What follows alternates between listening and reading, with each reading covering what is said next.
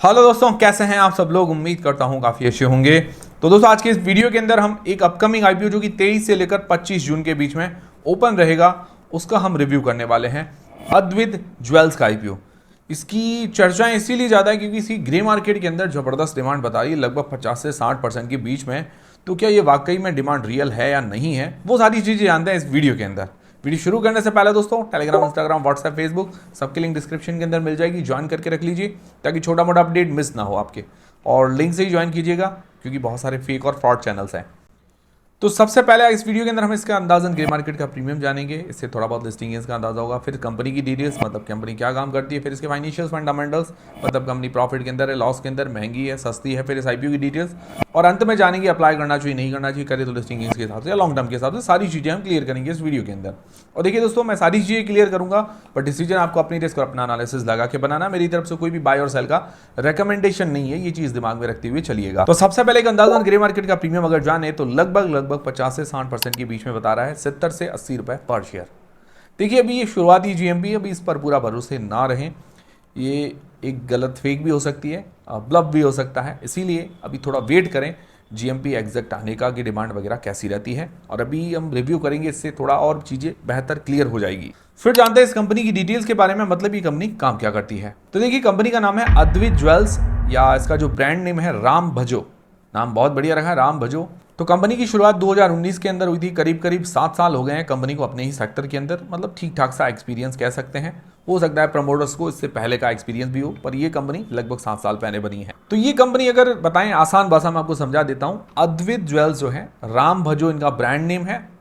तो ये handicraft jewellery होती है। हैंडीक्राफ्ट मतलब जो हाथों से बनाई हुई, घड़ के बनाते हैं, हाथों से सोने को घड़ते हैं, तो वो ज्वेलरी ये मैन्युफैक्चर करती है। उसके अंदर इनकी स्पेशलिटी है जैसे कुंदन, पोल्की, डायमंड और स्टडेड ज्वेलरी।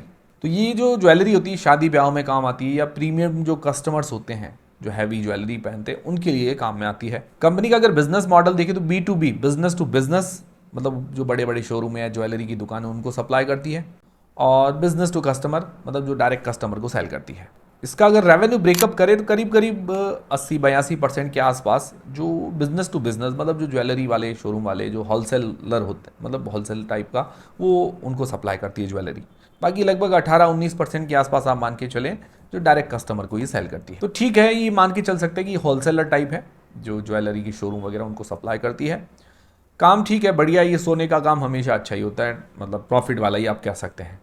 बट देखिए, आगे इसकी फाइनेंशियल फंडामेंटल्स वगैरह भी देखते हैं कि भाई कंपनी प्रॉफिट में है, लॉस में है, महंगी है, सस्ती है, वो भी चीज़ें जानना जरूरी है। तो देखिए, इसके फाइनेंशियल्स देखें तो 2023 से 2025 तक दिए गए हैं कंप्लीट ईयर के। बाकी दिसंबर 2025 जो FY26 का होता है उसके 3 क्वार्टर्स तक के दिए गए हैं। बट अभी हम 3 साल का ही देखेंगे, 2025 से FY25 तक का ही देखेंगे। बाकी थोड़े बहुत हल्के फुल्के आंकड़े लेंगे दिसंबर तक के।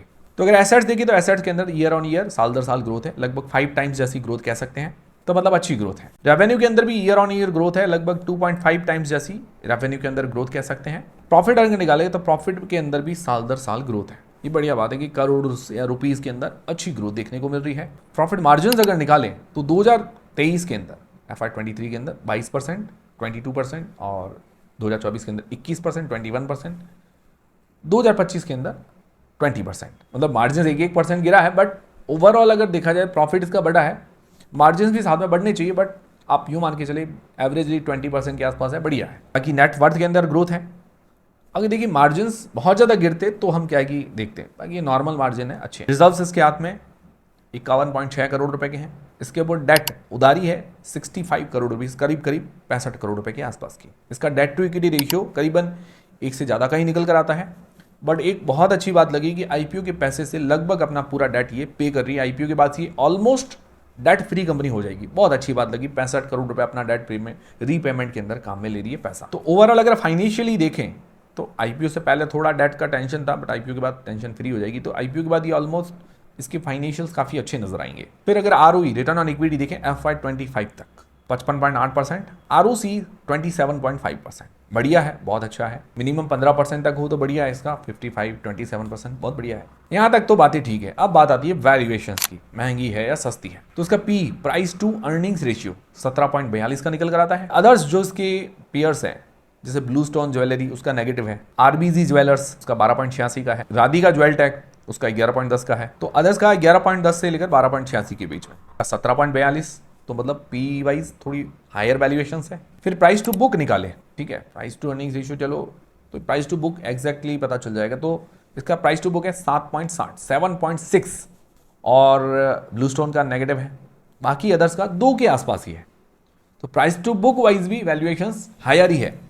तो ओवरऑल वैल्यूएशंस देखा है तो अपर साइड मतलब हायर साइड ही नजर आती है, महंगी है वैल्यूएशन, सस्ती नहीं है, तो ये बड़ा नेगेटिव है। अब बात आती है आईपीओ की डिटेल्स की। तो आईपीओ 23 से लेकर 25 जून के बीच में ओपन रहेगा। 1 जुलाई इसकी लिस्टिंग डेट है। फेस वैल्यू 10 रुपये पर आ रहा है। प्राइस में 130 रुपये से लेकर 138 रुपये के बीच में रखा गया है। 100 शेयर्स का लॉट है, मतलब एक लॉट के अंदर 13,800 रुपये इन्वेस्टमेंट करने पड़ेंगे। इश्यू साइज है 165 करोड़ रुपए का पूरा फ्रेश इशू है, जिसमें 65 करोड़ रुपए इसकी उधारी चुकाने के अंदर 65 करोड़ रुपए इसकी वर्किंग कैपिटल रिक्वायरमेंट में काम में आने वाले हैं। बहुत अच्छी बात है। और आईपीओ के बाद जो प्रमोटर की होल्डिंग रहेगी, पहले है 94.5%, आईपीओ के बाद करीबन 70% के आसपास, मतलब 70% के आसपास रह जाएगी। होल्डिंग भी अच्छी है। रिटेल पोर्शन इसके अंदर 35% का रखा गया है। ओवरऑल अगर मार्केट कैप देखें तो इस प्राइस बैंड पर करीबन 630 करोड़ रुपए के आसपास का बनेगा इसका मार्केट कैप, मतलब स्मॉल कैप, छोटी कंपनी है, माइक्रो कैप वगैरह कह सकते हैं आप उसको। तो ये हो गई कंप्लीट आईपीओ की डिटेल्स। अब सबसे मेन सवाल ये आता है कि क्या इस आईपीओ में अप्लाई करना चाहिए, नहीं करना चाहिए, करे तो लिस्टिंग के हिसाब से या लॉन्ग टर्म के हिसाब से, तो सारी चीज़ें हम क्लियर करते हैं। तो देखिए सारी चीज़ें मैं क्लियर करूंगा, डिसीजन आपको अपनी रिस्क अपना एनालिसिस लगा के बनाना है। मेरी तरफ से कोई भी बाय और सेल का रिकमेंडेशन नहीं है, ये चीज़ दिमाग में रखते हुए चलिएगा।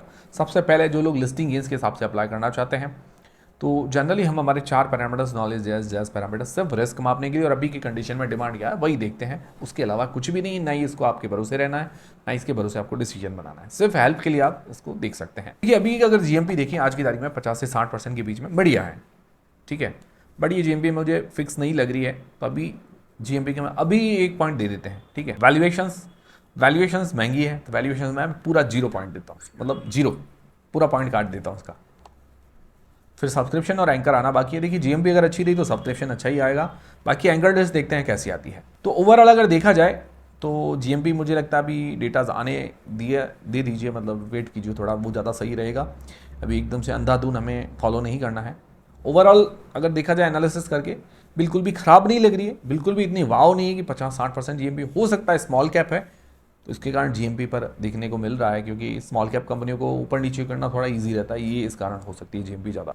फिर लॉन्ग टर्म के हिसाब से जो लोग अप्लाई करना चाहते हैं तो पॉजिटिव्स और नेगेटिव्स देख लेते हैं। पॉजिटिव में मुझे अच्छी बात लगी कि रेवेन्यू प्रॉफिट के अंदर अच्छी ग्रोथ है, मार्जिन्स अच्छे हैं 20% के आसपास, ये बहुत बढ़िया बात लगी।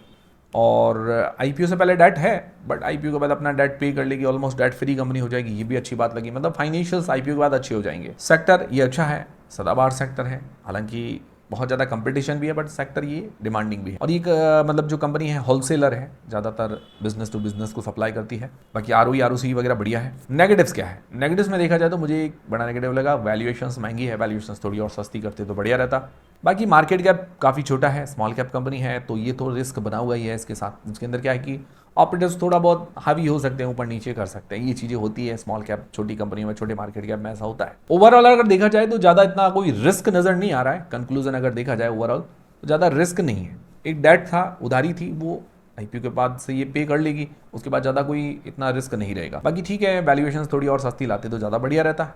ओवरऑल देखा जाए तो लॉन्ग टर्म के हिसाब से ठीक ठीक है, नॉट बैड कंपनी कह सकते हैं, इतनी बुरी भी नहीं है, इतनी ज़्यादा वाव भी नहीं है कि जो आंकड़े इसके जबरदस्त हो, हाँ एकदम परफेक्ट है, ऐसी भी नहीं है। बाकी अभी जीएमपी की जो दिखा रही है उसके पूरे भरोसे नहीं रही है, एग्जैक्ट चीज़ नहीं है, ये जो एग्जैक्ट डिमांड आने में थोड़ा वक्त लगेगा। हाँ ये कंपनी को देखते हुए लग रहा है कि 50-60% नहीं, 10-20% एक अच्छा इसको मिलना चाहिए, इससे ज़्यादा मुझे नहीं लग रहा कि भाई इसकी डिमांड रहनी चाहिए। बाकी अगर रहती है तो अच्छी बात है, आपको सबको अच्छा लिस्टिंग मिल जाएगा, बहुत बढ़िया बात है। तो ये थे दोस्तों सारे आज के अपडेट्स, और मेरी तरफ से कोई बाय सेल का रिकमेंडेशन नहीं है, सिर्फ मेरी पर्सनल जानकारी, बस मेरा पर्सनल व्यू है वो आपके साथ शेयर किया है। जो भी आप डिसीजन बनाएं अपनी रिस्क अपना एनालिसिस लगा के बनाएं। अगर आपकी हेल्प हुई है तो मुझे कमेंट करके ज़रूर बताएं, वीडियो को लाइक ज़रूर करें, और कमेंट के साइड में अगर आप स्लाइड करेंगे तो हाइप बटन भी है, हाइप भी कर सकते हैं ताकि वीडियो आगे और ज़्यादा चलेगा। तो टेलीग्राम, इंस्टाग्राम, व्हाट्सएप, फेसबुक सबके लिंक डिस्क्रिप्शन के अंदर। मिलते हैं दोस्तों अगले वीडियो के अंदर।